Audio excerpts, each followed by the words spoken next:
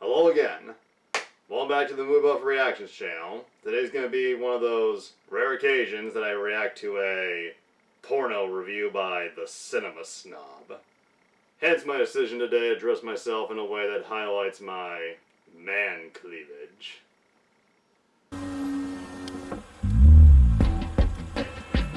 Today I'll be watching the Cinema Snob's infamous 2014 review of the very notorious 1970s porn film, Hitler's Harlot. Anyone who's been a long-time fan of the Cinema Snob knows that he is no stranger to Nazi-exploitation films, and from what I remember, this was a very highly requested movie for Brad Jones to review over the years, and I think he said he only did it just so people would either stop asking or just to get it out of the way. And I think he mentioned once that it's not really that much of a porno. I think he said that it's just a bunch of Nazis fucking in front of a giant swastika.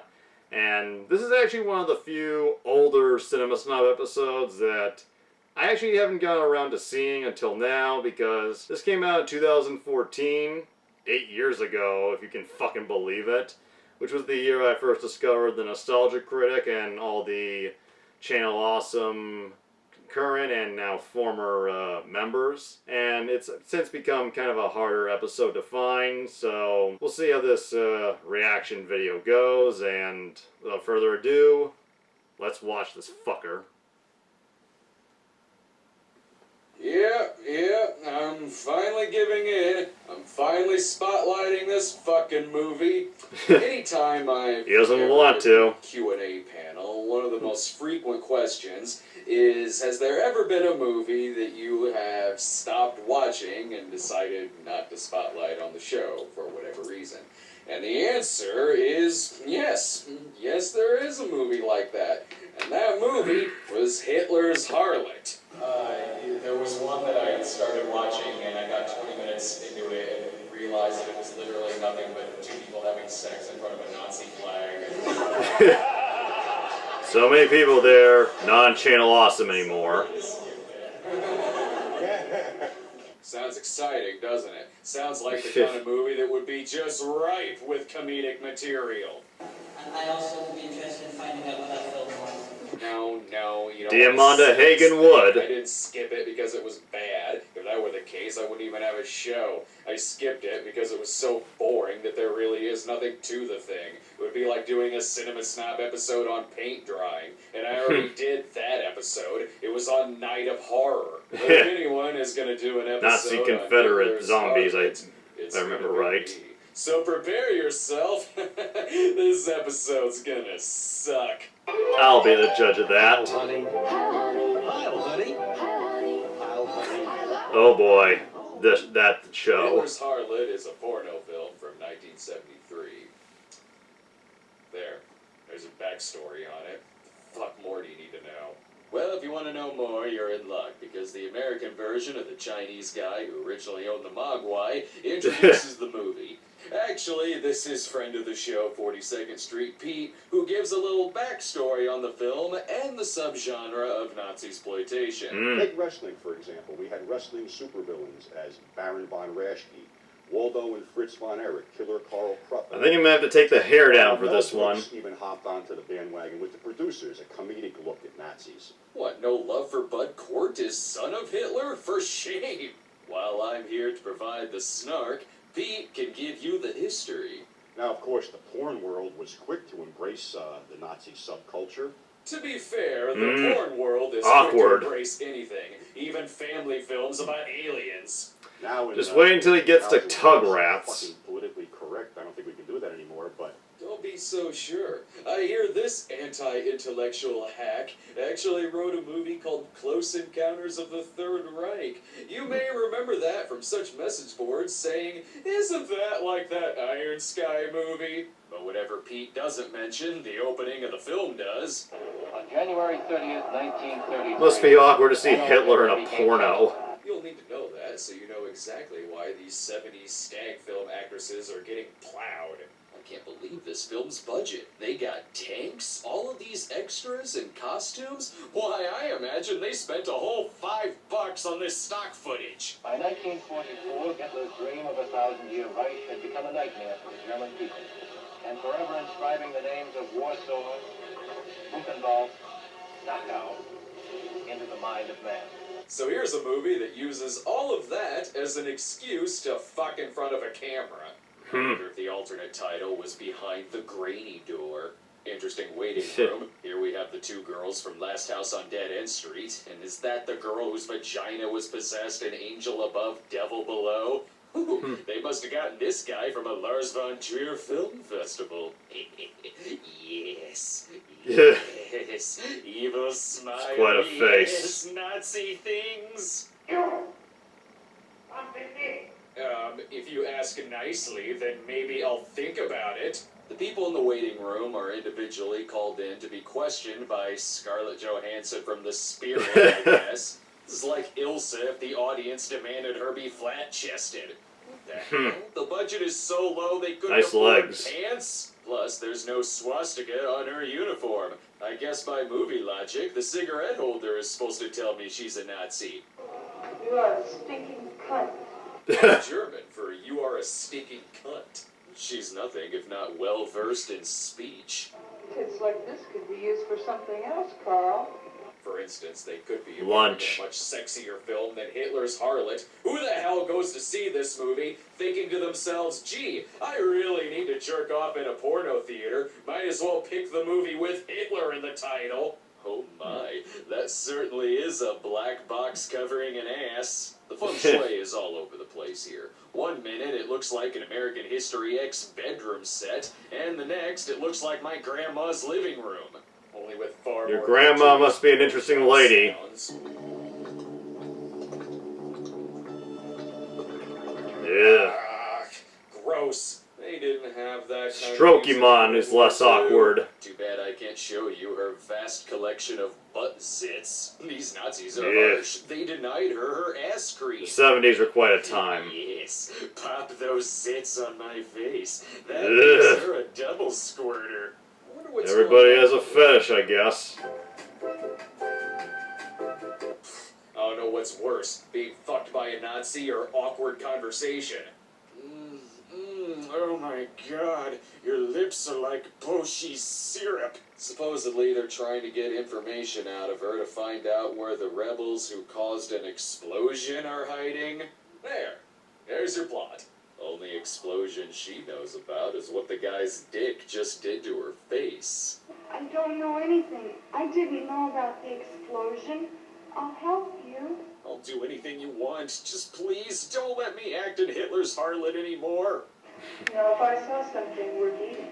This must have been a hard movie to black box. No, don't eat her vagina. She was talking Did someone about the punch her? liverwurst platter on her desk. Is sex always on your mind? Has anything happened in the waiting room yet? That's been the easiest porn job ever. Well, now Just I sit. want the Nazi to show up just so it can give these people something to talk about. What happened to her? Oh crap, he hit him right in the stage punch. You know the old saying, two's company, three's gonna cost you extra. Maybe she knows about the explosion. We cannot locate Jean-Paul Commandant. He is nowhere to be found. He has disappeared. That exposition is so important that it's being talked about off camera, and I can barely understand what they're talking about. Oh. You're fucking Jean-Paul. Tell me, how does he do it? Who the fuck is Jean-Paul? What in the hell are you people saying? Is this a Nazi movie or one of those stupid Orange County reality shows, and she's just jealous because she found out her lover Jean-Paul was cheating on her with some other fucking bitch? Because honestly, I could believe that a reality show celebrity would secretly be a Nazi. Anything else gross that you have to say? I've seen Carl so excited that he bit off the nipple from a tit that was a great deal like yours. Burn, rose red. I can't hear shit. And her pussy juices flowed with juice because she loved the pain. I believe I heard that. hidden in there somewhere. I should know. I was down there, lapping up the hot juices as it came passing out. Yeah, I can tell you were down there by your breath. And what are the odds that this scene is going to lead to another blowjob? Well, where else would it lead? Thank you, thank you, thank you. Now I know what a blowjob doesn't sound like. Looking through the peephole in search for a much better movie. That other woman, what they took it earlier. They didn't bring her out yet. What happened to her? I don't know who is she. What's that? What's that? You don't know who she is? Well, probably because there's no script to tell you who anyone is. Well, while I'm here, I might as well hit on this girl who is probably supposed to only be 13. Colonel Kink comes back in to drop off a body, and... Oh good, I thought it was a dog for a you're second. that starving Paris artist. Damn, I've just been picked last in a porn. Should I feel insulted? I don't feel insulted. There's still a naked girl on the floor you can play with.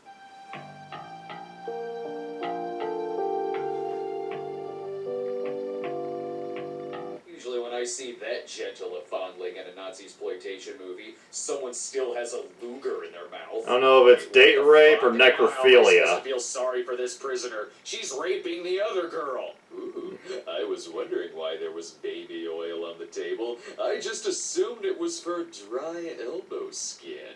This scene is almost sexy. You just have to make sure that when you ejaculate, you're not looking at the Nazi flag. Christ, you can tell he's here against his will because he looks excited and he's rock hard.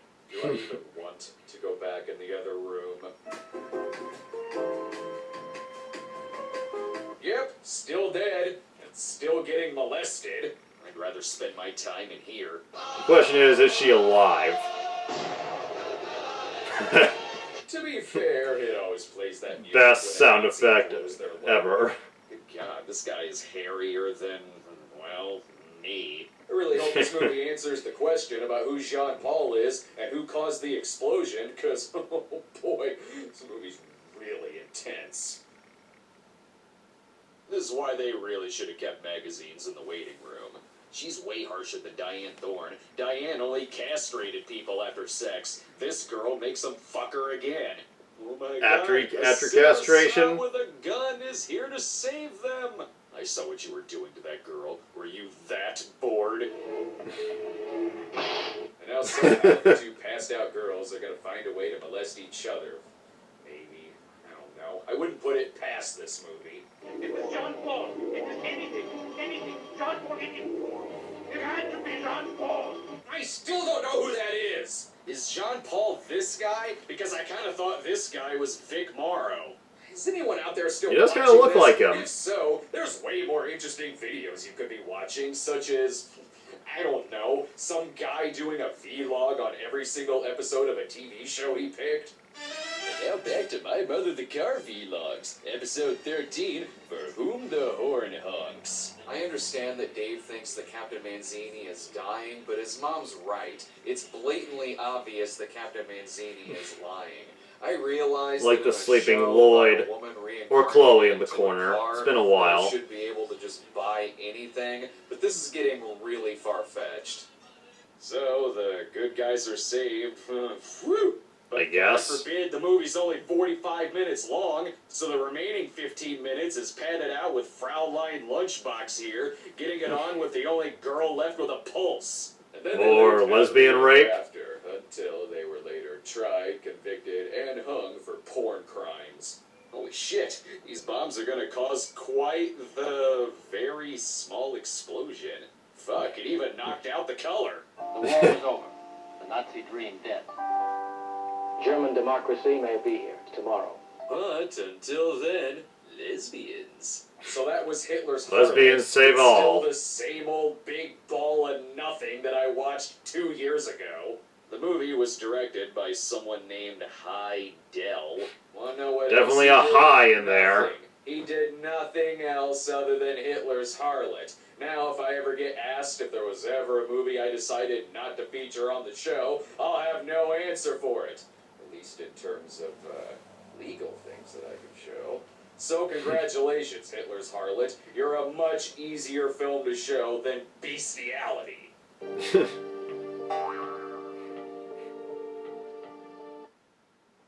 The sound effects for the boners and the climax are admittedly a little funny, and I don't know, I guess it was just the shock value of the Nazi dominatrix going cunt that got a little chuckle out of me. But yeah, that definitely looks pretty fucking wretched, and I'm guessing watching it on its own would be a bit of a drag, but I think Brad did a pretty decent job making it watchable / funny in this 13-minute episode. This it's been I'd never really seen this, and it's been a couple of years, so I thought I should get to it. And as you can see, this is when Brad was in his super skinny stage after he lost like 80 pounds, and he still has a little hair. Doesn't slick it back anymore, but he hasn't gone the full Telly Savalas yet with the head. And yeah, I just thought this would be a fun one to watch. Let my shirt open a little, let my hair down, and the review was funny. I can't remember exactly what my favorite joke would be, but Brad kept up his good usual snark, and I loved how it opened with, "This episode's going to suck." And I'm honestly surprised Diamanda Hagen never reviewed this, and if she has, then I need to look it up, but very fucked up, very twisted, and you can never go wrong when it comes to making jokes about Nazi exploitation. Hope you enjoyed this reaction. Hope this video doesn't get hit with some kind of community guideline strike, and once again, it's really awkward to watch a porno that has footage, real footage of Adolf fucking Hitler. Like, how can you comfortably jerk off to that?